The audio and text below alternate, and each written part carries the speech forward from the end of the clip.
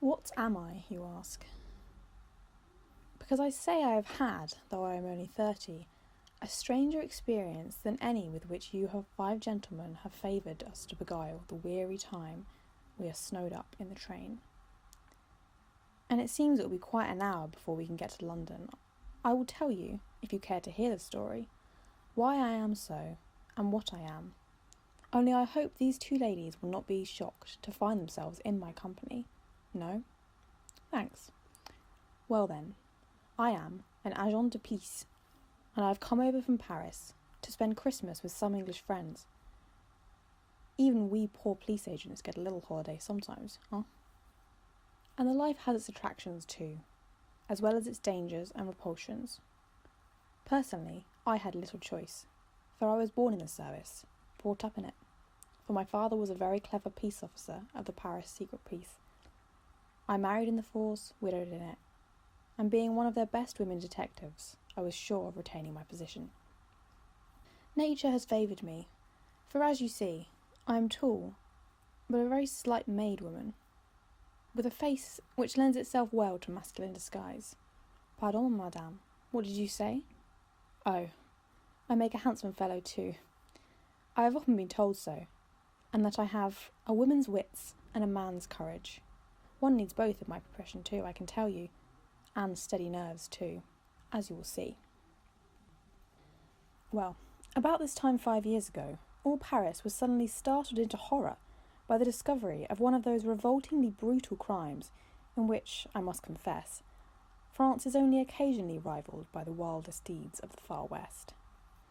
Some few months previously, a wealthy banker named Foucard had married a very pretty American girl, one of twins, who in all but personal resemblance was so absolutely as one being and so deeply attached as to be singular even for twins. Remember that I knew nothing of this till nearly the termination of my connection with the case.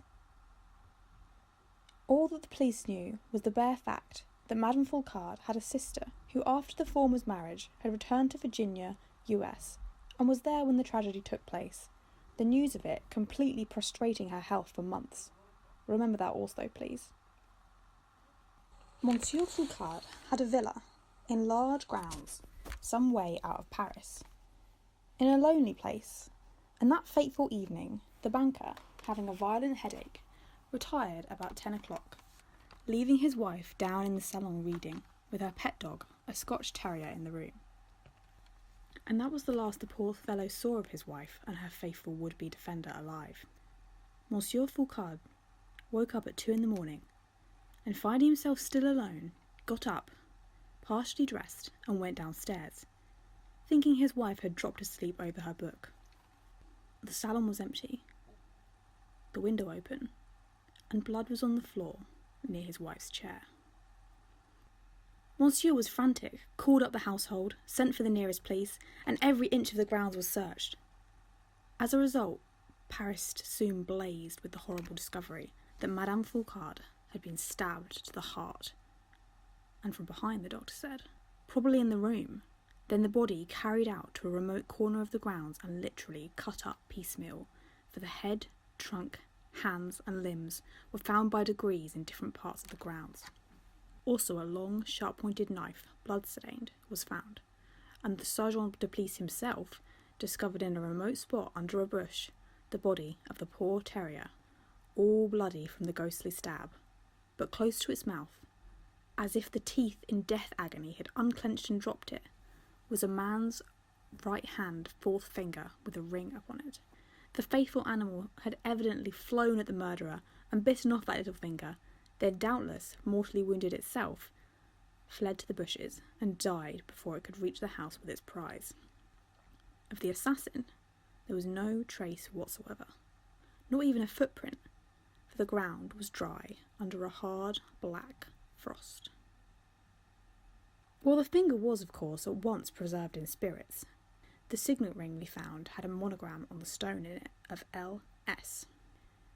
On that finger, and ring, and knife, we had to rely primarily to identify the murderer. Of course, Monsieur Foucard himself was questioned under possible suspicion, but it was soon clear that he was guiltless. The marriage had been one of love, He was a fond and unjealous husband, and one worthy of true trust. But that some savage hate and jealousy was the motive of the crime was tolerably clear. Nothing was stolen or touched.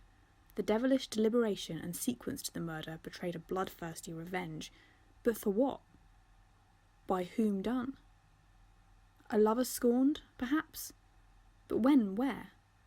No trace, no sign of anyone to suspect, present or missing, whom she had known, could be found. Although Monsieur Foucard made it understood that no expense or time should be bounded, and that the arrest of the murderer would be well recognised. You know, in France, we do not allow any reward, officially or openly offered, as you do here for such things. It is done, of course, but sub rosa. The case was in my special chef's hands, but I was not in it then, for my hands were full, as that week I went off to Vienna on a matter of political crime which took me 6 months to run my men to earth and have them arrested. I only learned the details of the Foucard tragedy on my return, and learned of necessity from my chef, Monsieur Dupré. Madame Marie Lacroix, he said grimly, I must have your aid now in this Foucard mystery. Eh bien, Monsieur le Chef, I answered. Tell me all the details, and I obey the order. This he did, therefore, and concluded emphatically, now. Although I shall not relax my efforts, it is on you, Marie, that your old chef relies to maintain his repute. We want the assassin. The evidence is clear. We have the man who, a month before the murder, sold the knife to the gentleman who says he shall know again, but cannot describe him enough to be of much use. These common people are so stupid, so unobservant, huh? Rather tall, sallow-looking, about 30 or 40. Bah, see there, that would do for hundreds. Last Christmas, while still unmarried Madame Foucard, then Miss Grey, was in the Riviera, with a lady since dead. But we could find no trace of anyone to whom suspicions would attach. Do your best, Marie. Money is not to be spared. A great thing. I was then well supplied, and withdrew. I will not trouble you with details here, but I threw myself, heart and soul, into this mysterious case, which had so baffled my confrère. I do not know when I have been so intensely absorbed in a case, so passionately set on success, all my faculties so entirely concentrated on that end. This almost abnormal enfolding of my whole being in the interests of those who had so loved the ill-fated lady may perhaps account for the strange sequel. I set to work my own way. I visited the Villa Foucard, saw the place, the picture of Madame Foucard there, and the knife, ring and finger in our possession, and all the people connected with the case. Then I went off to the Riviera, taking a photo of Madame, of course, went to Nice, Monte Carlo, and after weeks of patient research, I discovered that a certain Polish lady had said that there was a rather mixed bal masque last autumn, and she had noticed a very pretty American who was rather annoyed by the notice of a blue domino. Following up that slender chance, I traced out the pole, a work of time, and she recognised the photo, laughed at the freedom of American girls, said this one appeared to be alone, and to have calm and bravado, but had got frightened at the attentions or persecutions of the blue domino, had hastily resumed her mask, the pole added, and vanished. Here, then, was surely the root of the subsequent tragedy. A reckless lark, as you English say, in ignorance of the world, an encounter probably followed by secret persecution, the girl afraid to betray her mad escapade to her friends, lest a worse construction could be put on it. The man, doubtless in love in a fashion, jealousy, revenge, voilà tout. I returned hopefully to Monte Carlo, and after some time obtained the slightest clue to the blue domino, which led me to suspect that, if he were the murderer, he would have made his way to London several months ago after the crime, as the safest hiding place, ma parole. So it is, so vast, so many millions to be lost amongst. Well, I came straight over to London, it being then the October after the murder, and at once went to Scotland Yard to put the authorities there on the qui-vive for a man such as I have described, lacking a finger, and a hand probably still marked by the wound of the dog's teeth. Why did I not advertise, you ask, monsieur? Ciel! Because my bird was clearly wary, clever, and I wanted him to be lulled into false security and think the police had given up in despair after nearly a year. I was unremitting in my cautious inquiries and watchful search, continually changing my disguises, mostly masculine, of necessity, and invariably armed with a loaded revolver for self-defence or to prevent the bird's escape. I'm a dead shot and can hit where I will, I may assert. Day and night, until quite late, I was abroad, here, there and everywhere, in public resorts, public vehicles, great thoroughfares, east, west, north and south. I hunted the gambling resorts, from the West End Proprietary Club to the low hell, all en garçon, of course. How could I gain entrée of some of those, you say, madame? That was easily managed with money, and I am an accomplished gambler. To be au fait in that line was part of my training. But day after day, week after week passed, and I was still baffled. I got not one clue, and at last, just before Christmas, I wrote to my chef. Even I am almost in despair that LS is either dead or at the antipodes. If I learn nothing by December 31st, I fear I must resort to the desperate measure of advertising. I am mad at failing, and more, my soul and brain are wrapped up in this case. That letter reached Paris a few days before Christmas. On the 24th of December, all day, I had detectives watching the great stations for any man answering to such description as I had, as the assassin might possibly spend this festive season out of town. I myself was about the West End in the evening, dressed much as I am now, in black, with a dark fur toque. I gave a look over Paddington Terminus, and about 10 o'clock I thought I would return to my lodging in Bloomsbury, and there decide on further action tonight, or whether I should rest, that is, if I could. It was the very anniversary of the tragedy I was to unravel, Christmas Eve. I was beginning to feel the long, heavy strain on mental and physical powers, I suppose, and every nerve was strung up to a high, nervous tension. I felt in a curious, unaccountable manner that would not be shaken off. I stepped into a city-going omnibus, sitting down by the door and instinctively taking notice of the other passengers. Only two stout old men at the far end, for it was a bitterly cold night, with a heavy, snow-laden sky, dreary enough to make one lonely and miserable under any circumstances. I was both. Yet withal, as we started eastwards, there began to steal over me an odd internal excitement, as of a vague expectancy, a restlessness, an intensified desire to gain my end, which became almost agony in its passionate vividness. It seemed to grip me, through my very soul, like a visible force. God of justice! Was there nothing above or below that knew the dread secret I sought?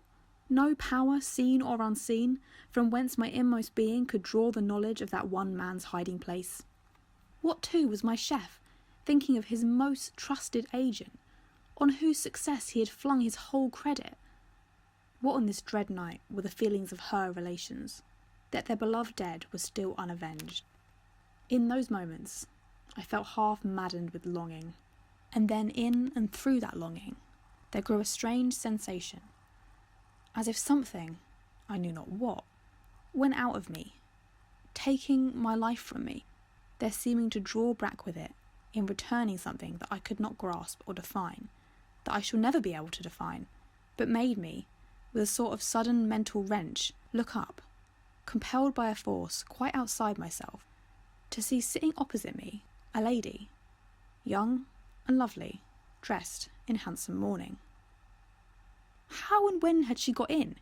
Had the omnibus stopped or even slackened unnoticed by me in my strange absorption? No, how could it? Yet there the stranger sat. And what a singular face it was, what deathly pallor and painful melancholy in every line, what sad, wistful eyes that seemed full of unshed tears and kept looking at me, through me, into my soul with an intense, strained gaze that never wavered, and seemed every moment to grow deeper in its dumb agony of appeal, as of one struggling for speech, of which God had bereft her tongue.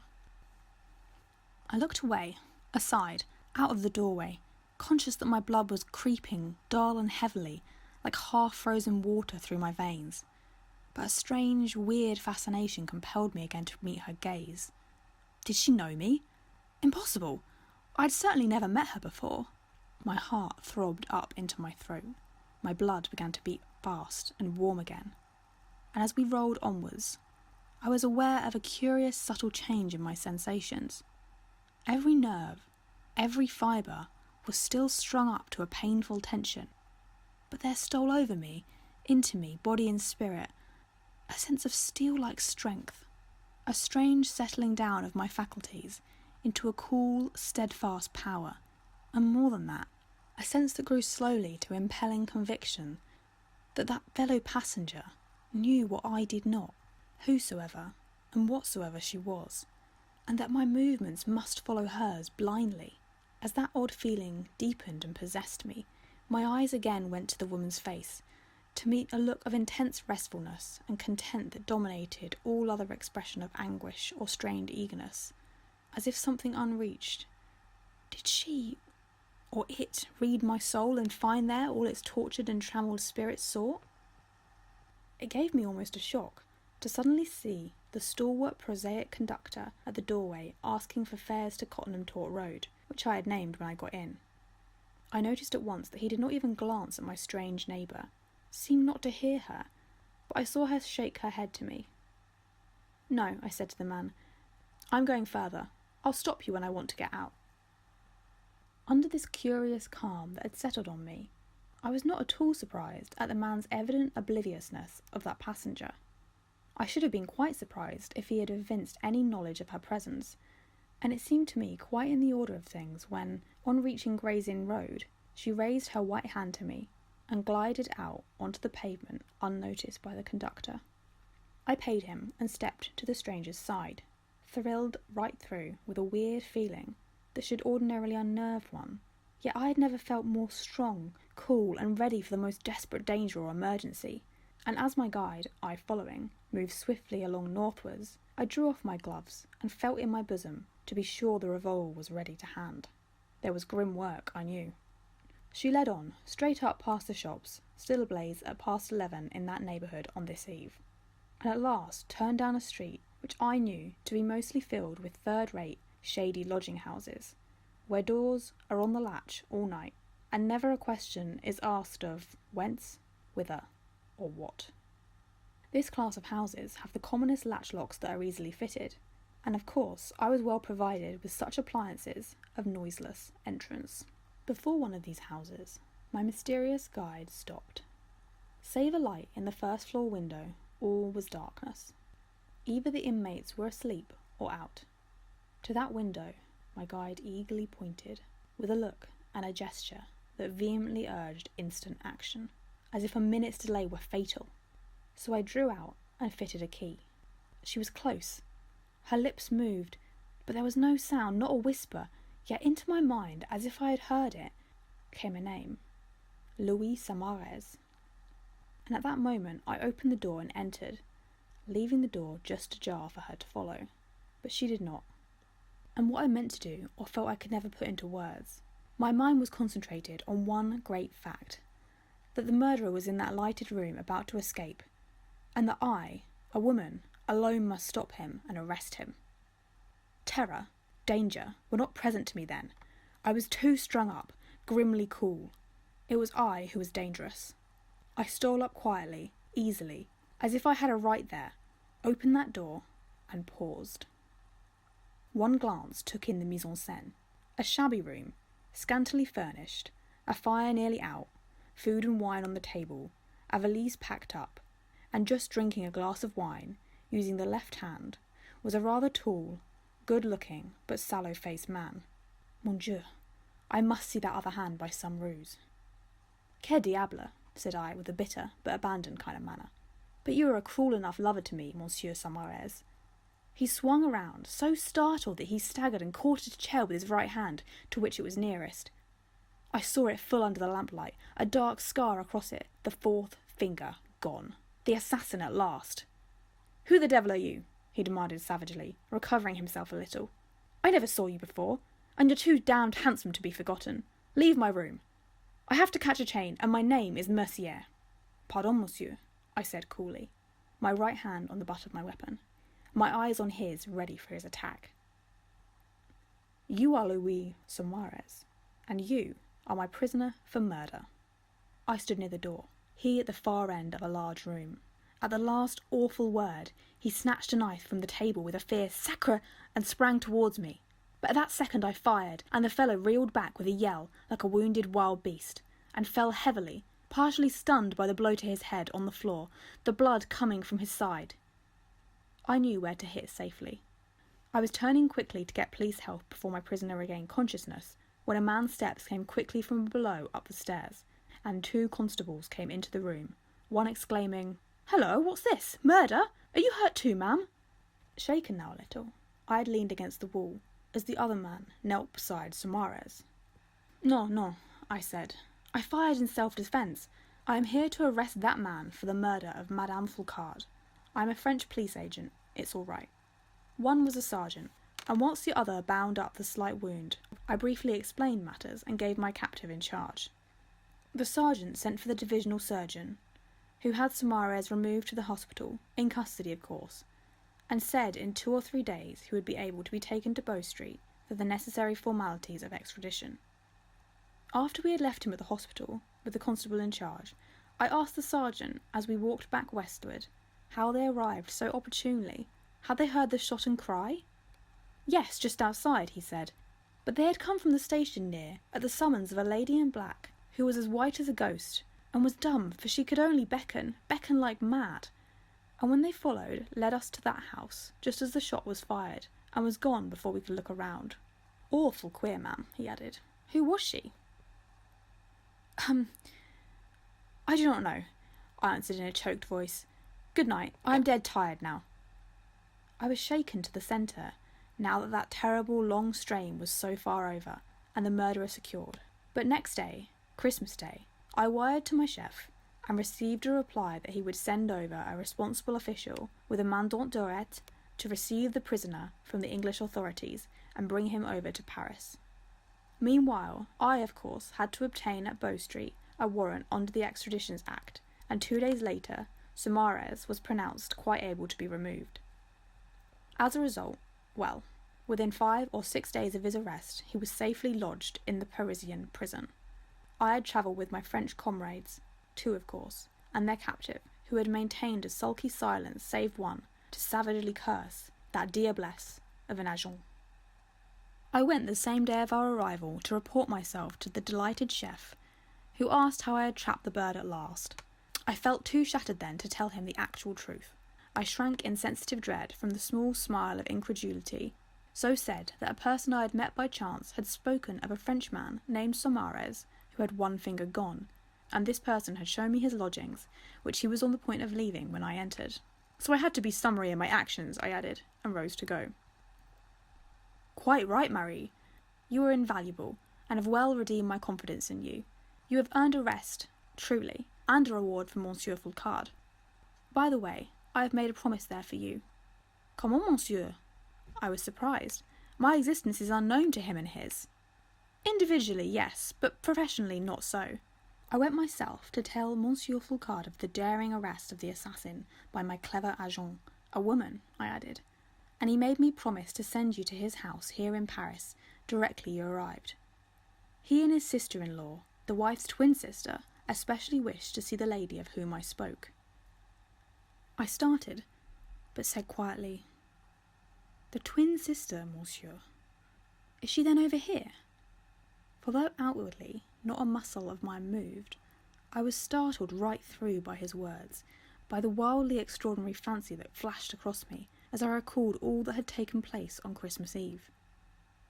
"Yes," Dupré replied. Mademoiselle Clarice Gray came over here to her bereaved brother-in-law just before Christmas. She was too ill to bear the voyage earlier. Will you have a fiacre and go at once, mon agent? Yes, assuredly, I said. I felt that I must go at once and solve this mystery, which was surely on the borderland of the real and unreal, the seen and wondrous unseen, of which our finite humanity, the soul's prison, knows so little and conjectures so much. I went then to the banker's house, and saw that he himself was not yet returned from the bank, though momentarily expected. Would you see Mademoiselle Clarice? I said yes, gave my name, and was shown in to an elegant salon. In 3 minutes, a young lady came in, and in that moment, as we faced each other, we both stood transfixed, dazed, as if pulsation itself were arrested. Each had seen the other, each knew where, but not how. Not how. My strange, silent fellow passenger and guide of Christmas Eve. No flesh and blood, as this was who now came slowly forward and held my hands tightly, but the same identity. Only the other was in the spirit. "We know each other," she said in a hushed, awed way. "Not in the flesh, but in the soul, and yet a reality, not a dream. And though they say I lay like one dead asleep, and when I came back to sentient life knew nothing of where we, she and I, had been." "We? You and she?" I repeated, feeling my flesh creep and my heart stand still. There were not two but one guide with me." "We twain, but always one," Clarice said in the same way, her wistful eyes looking into mine. "Dead and living, our twin-born souls are one identity forever." And so the dread secret with which her soul was oppressed passed with it into mine, but densely trammelled by my mortality, till your despair and strength of purpose and desire drew us from our mortal prison to your aid.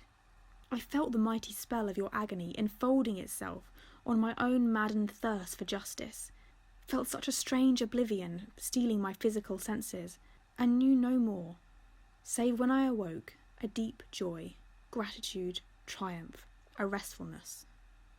I knew before your chef spoke that the murderer was arrested by the agent he named. It all came back to me then, and we twain, knew all. I stood looking at her as her mystic presence that night had looked at me. What awesome secret of the unknown was indeed half enfolded, it seemed, in these twin-born sisters, whom even the mystery of death could not part from their entwined coexistence. Had, in truth, the dead sister's soul passed as it were into its twin soul, yet encompassed by its mortal body, and so through its own beyond death knowledge, God-given yet only through the glass darkly, had a mystic power, as the one spirit of the twin identity to guide me, the mortal agent, who was the material instrument of God's justice. It might be so. Could any mortal in his bounded finiteness say it could not be? So there must it rest as mystery till all mysteries shall be seen face to face. You ask me, what was the end of that grim tragedy? Well, I traced out Saumarez's antecedents, and my suspicions of his motives proved true. His guilt was undeniable by the proofs we had, the ring, the finger and knife, and many other collateral links of evidence, and Louis Saumarez was condemned and guillotined. It was months before I could work again, and indeed, Monsieur Foulcade and Clarice Gray would have had me retire on the competence they insisted on settling on me. But I could not settle to a quiet, useless life while I was young and strong. So I am still agent de police, and I am going to visit Clarice in London, where she is married to an Englishman. Ah, see, the train is going on again, and we shall soon reach London. Clarice likes her chère Marie Lacroix to be with her on Christmas Eve.